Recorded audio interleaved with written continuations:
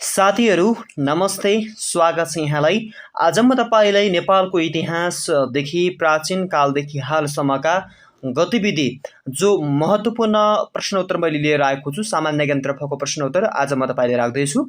जति पनि साथीहरूले लोकसेवाको खरिदार नायक सुब्बा शाखादेखि तयारी गर्नुहुन्छ, उहाँहरूका लागि आजको यो भिडियो महत्त्वपूर्ण र एकदमै उपयोगी रहनेछ। सो आज म तपाईँले most important GK question answer प्रस्तुत गर्दैछु। जति पनि साथीहरूले यो भिडियो हेर्दै हुनुहुन्छ, कृपया तपाईँले पुरा भिडियो हेर्नुहोला। नेपालको पहिलो राजा कसलाई भनिन्छ? उत्तर भुक्तमान। सम्राट अशोक कसको पालामा नेपाल आएका थिए? स्थुङको। शान्तिश्री भन्नाले कसलाई बुझिन्छ? प्रताप मल्ल। सम्राट अशोककी छोरी चामरुतीको विवाह नेपालमा कोसँग भएको थियो? उत्तरी राजकुमारी देवपाल। नेपाललाई सत्यवती, त्रेतायुगमा तपोवन भनिन्थ्यो भने द्वापर युगमा के भनिन्थ्यो? नेपाललाई सत्ययुगमा सत्यवती, त्रेतायुगमा तपोवन भनिन्थ्यो भने त्रेतायुगमा द्वापर युगमा के भनिन्थ्यो? मुक्ति सोपान। नेपालकी राजकुमारी भृकुटीको विवाह तिब्बतका कुन राजासँग भएको थियो? उत्तर सङ्कङ-गम्पो। पशुपति आर्यघाटको विरूपाक्षको मूर्ति कुन कालको कलाकृति मानिन्छ? पशुपति आर्यघाटको विरूपाक्षको मूर्ति कुन कालको कलाकृति मानिन्छ? किराँतकालीन। नेपालको इतिहासमा स्वर्णयुग भनी कुन काललाई चिनिन्छ? नेपालको इतिहासमा स्वर्णयुग भनी कुन काललाई चिनिन्छ? उत्तरी लिच्छवीकाल। नेपालका प्रथम प्रामाणिक राजा को हुन्? नेपालका प्रथम प्रामाणिक राजा को हुन्? उत्तरी मानदेव। नेपालमा सर्वप्रथम कुन राजाले अभिलेख राखेका थिए? नेपालमा सर्वप्रथम कुन राजाले अभिलेख राखेका थिए? उत्तरी मानदेव। मानगिरह चाँगुनारायणको मन्दिर मानदेवले बनाएका थिए भने कैलाशकूट भवन कसले बनाएका थिए? मानगिरह चाँगुनारायणको मन्दिर मानदेवले बनाएका थिए भने कैलाशकूट भवन कसले बनाएका थिए? उत्तरी अंशु वर्मा। बालकको सालनाल काट्ने चलन कसले चलाएका हुन्? बालकको सालनाल काट्ने चलन कसले चलाएका हुन्? उत्तरी अंशु वर्मा। भद्रादिवास कसले निर्माण गरेका हुन्? भद्रादिवास कसले निर्माण गरेका हुन्? उत्तरी नरेन्द्रदेव। रातो मच्छिन्द्रनाथको रथयात्राको चलन कसले चलाएका हुन्? रातो मच्छिन्द्रनाथको रथयात्राको चलन कसले चलाएका हुन्? उत्तरी नरेन्द्रदेव। कुमारी बनाई पूजा गर्ने चलन कसले चलाएका हुन्? कुमारी बनाई पूजा गर्ने चलन कसले चलाएका हुन्? उत्तरी नरेन्द्रदेव। काठमाडौँ उपत्यकामा मनाइने इन्द्र जात्रा, लाखे जात्रा, कृष्ण जात्रा, हिले जात्राको प्रचलन कसले चलाएका हुन्? काठमाडौँ उपत्यकामा मनाइने इन्द्र जात्रा, लाखे जात्रा, कृष्ण जात्रा, हिले जात्राको प्रचलन चलाएका हुन्? उत्तरी गुण कामदेव। नेपालको इतिहासमा स्वामी निर्मानन्द निर्गुणानन्दका उपनामले कसलाई चिनिन्छ?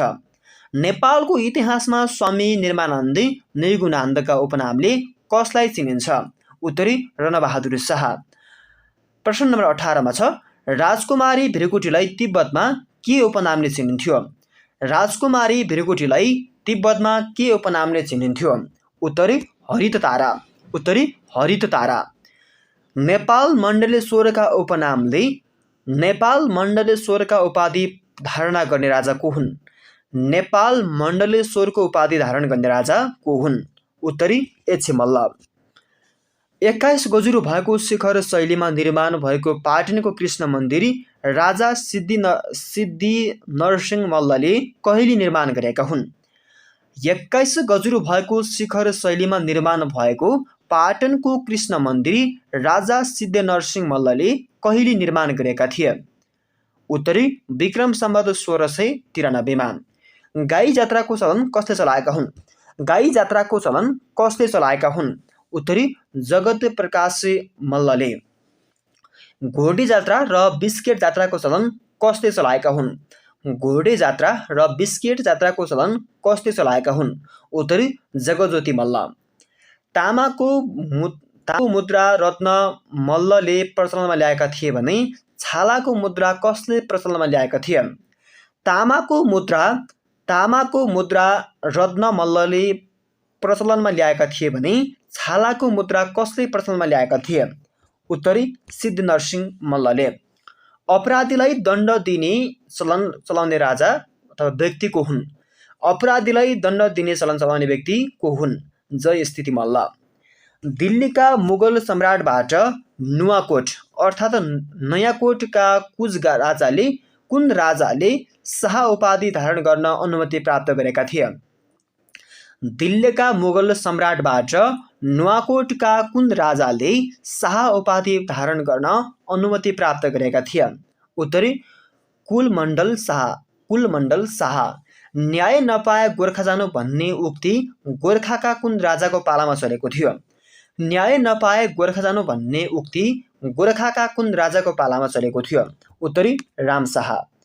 सुनको असरफी चलनमा ल्याउने राजा को हुन्? सुनको असरफी चलनमा ल्याउने राजा को हुन्? उत्तरी रणबहादुर शाह। मल्लकालमा सैनिक अधिकृतलाई के भनिन्थ्यो? मल्लकालमा सैनिक अधिकृतलाई के भनिन्थ्यो? उत्तरी उमरा। कोत पर्व हुँदा नेपालका प्रधानमन्त्री को थिए? कोत पर्व हुँदा नेपालका प्रधानमन्त्री को थिए? उत्तरी फतेजंग शाह। प्रधानमन्त्री वीर शमशेरद्वारा वीर अस्पतालको निर्माण कहिले भएको थियो? उत्तरी विक्रम सम्वत 1947 मा। राजा रणबहादुर शाहको हत्या गर्ने व्यक्ति को हुन्? राजा रणबहादुर शाहको हत्या गर्ने व्यक्ति को हुन्? उत्तरी शेरबहादुर शाही।